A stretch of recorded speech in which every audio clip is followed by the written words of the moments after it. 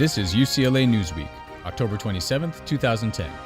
In this edition, possible power shifts in both houses of Congress. You sort of have to be careful what you wish for in some of these races, and if the Republicans do take a majority of either house, more likely the House of Representatives and the Senate, if they are in the majority, they will be expected to produce something.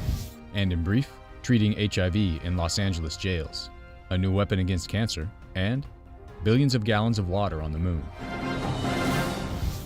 In this election special, LA Times editor-at-large Jim Newton looks at what Democrat losses mean for both houses of Congress.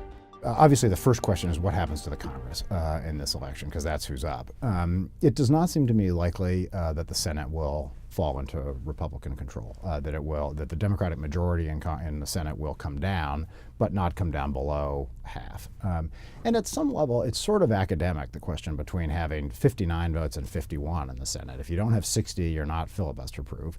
If you have less than 50, then you're clearly always battling uphill. They'll be somewhere in the middle, which is where they are now. So they will always be in the hunt for a little bit of Republican support on anything that Republicans are prepared to filibuster, which these days seems like almost anything. I think the situation in the House is less clear. I think there it is quite possible that the Republicans could take a majority in the House. And clearly that'll make the work of the Obama administration much harder. At the same time, you sort of have to be careful what you wish for in some of these races. And if the Republicans do take a majority of either house, more likely the House of Representatives and the Senate, if they are in the majority, they will be expected to produce something. And really, most of their success politically so far has been at stopping or opposing initiatives of the Obama administration. I think there will be some onus on them to sort of put up or shut up, and that may be uncomfortable.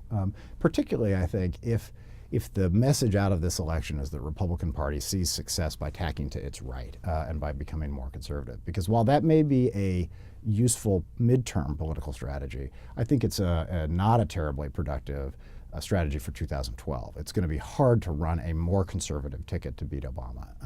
And I suspect that's what the Obama people are hoping for, is that the Republican Party will view its future as a more conservative party than it is today. And now, a look at more developments at UCLA. As part of a major National Institutes of Health initiative, researchers in medicine and public health are studying ways to improve treatment for HIV-positive men released from Los Angeles County jails and to educate them about how to prevent the spread of the virus to others in their communities. Researchers with the Johnson Cancer Center have found that curcumin, the major component in the spice turmeric, enhances chemotherapy's suppression of head and neck cancer cell growth when combined with the chemotherapy drug cisplatin. A naturally occurring spice, turmeric has long been known to have medicinal properties, attributed to its anti-inflammatory effects. Scientists from NASA's Diviner Lunar Radiometer experiment team have detected the presence of stable water ice in large areas of the moon's south pole. In one crater alone, scientists estimate enough water to fill 1,500 Olympic-sized pools. For more information on these and other stories, please visit newsroom.ucla.edu.